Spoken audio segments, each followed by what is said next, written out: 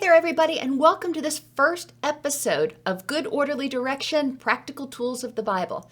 Today, obviously, we're going to cover Genesis 1 and 2. I'm your host, Dr. Doc Snipes. Now, if you're familiar with the Bible, you know Genesis 1 and 2 is the story of creation. And a lot of us have read it or have had it read to us.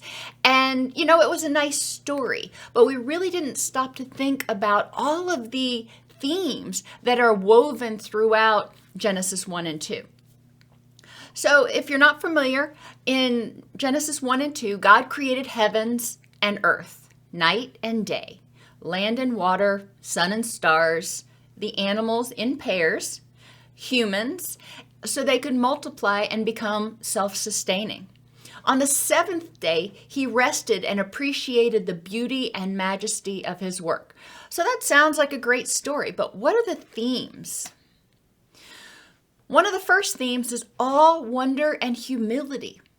By reading this, it's important for us to kind of look around and recognize all of the things we don't know. There are things at work we may never understand. Consider the awesomeness of the universe. This is one that's always puzzled me.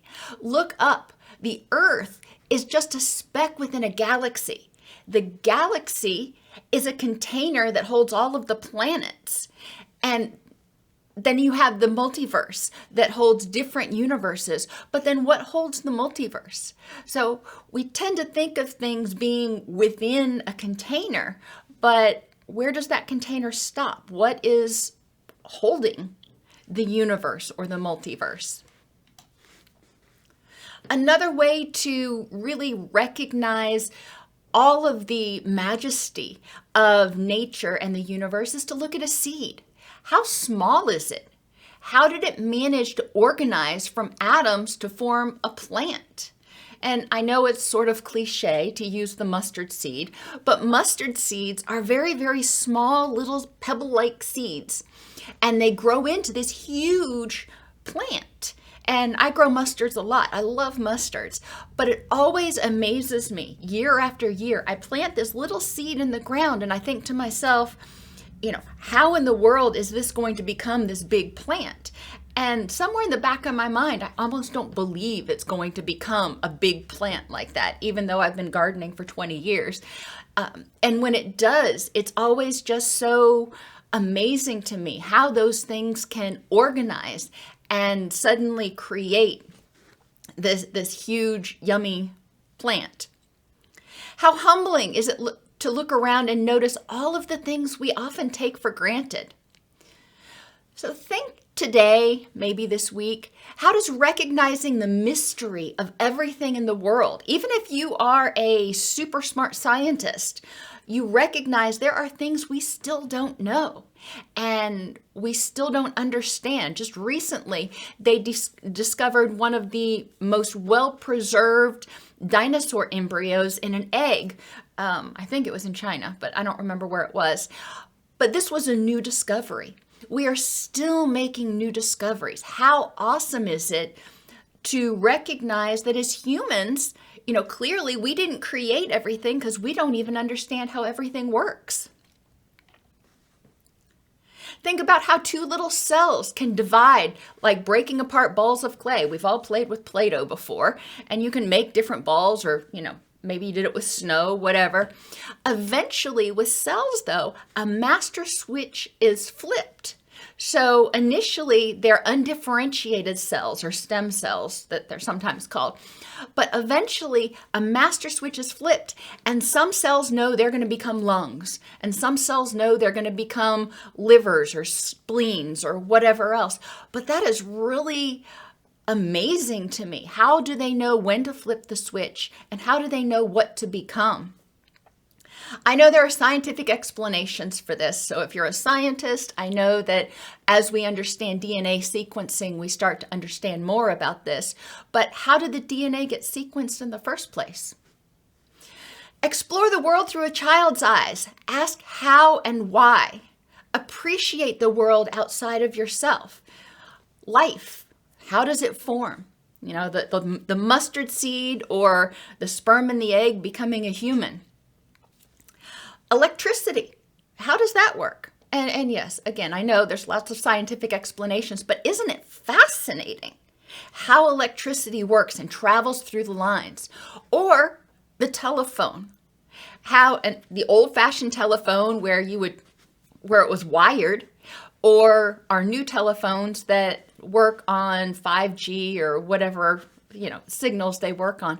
But how does it translate? How does it take what one person says in Indiana and make it so a person in Florida can hear and understand it? It's kind of mind-boggling how all that works. Thoughts and memories are another thing, and scientists still don't understand really how we form and maintain thoughts and memories. And, there's some debate about whether some of that programming is actually, or those memories are actually passed on in the genetic material. So organisms are born with certain knowledge. It's not a lot, but certain knowledge that can help them stay alive.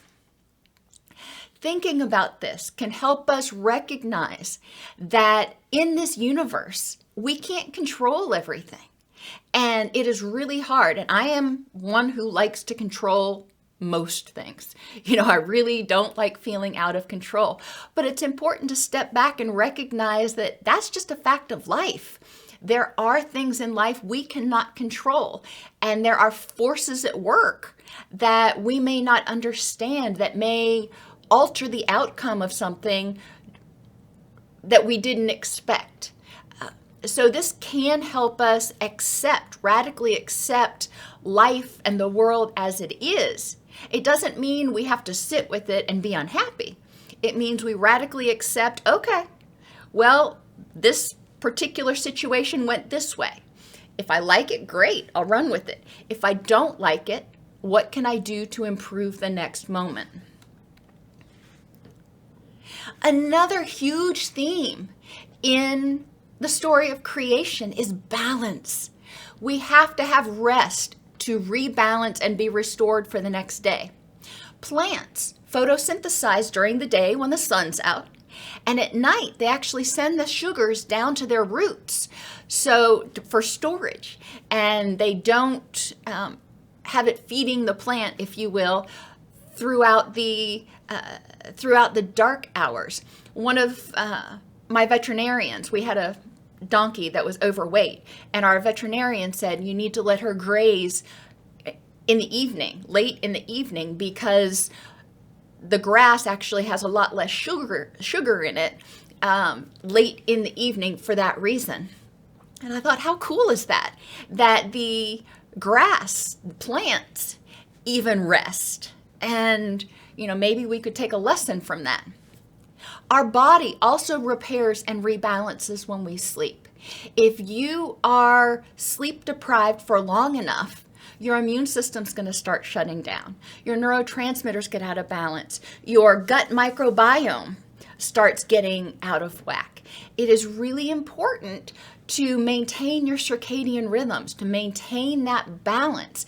And your circadian rhythms are another example of that balance. Hard work produces good products, and when we rest and relax, we can step away and appreciate our hard work. So yes, balance. We work hard, but then we also rest hard, if you will. All work and no relaxation leads to burnout. We know this. God knew this. And good orderly direction, God tells us, you do need to take some time out and appreciate what you've accomplished. That also helps with motivation. When you see what you've done, how far you've come, it helps you feel like you are making forward-moving progress. Another balance theme that comes out of the story of creation is that our ecosystems need balance. Plant eaters and meat eaters, if you get rid of one, then the other one will flourish for a time, but then eventually it will die out. So if you got rid of all the meat eaters, the plant eaters would flourish, but then they would strip all the plants of food and they would overpopulate. Then they would start dying of starvation. That's not what we want. So our ecosystem stays in balance. Temperature. We have hot and we have cold. Some plants, for example, a lot of your fruit plants need a certain number of chill hours during the winter in order to form their fruit. So they need to have the balance. They need the heat to ripen, but they need the chill hours to initially form. Other things that need balance, sun and rain. You can't have too much of one or the other, or we start seeing plants die and, ripple effects. Dark and light, activity and rest, birth and death. And that's sad to think of, but it's important. We need to maintain balance. If we only had birth and no death, then we would quickly, even more quickly than we are, overpopulate the earth.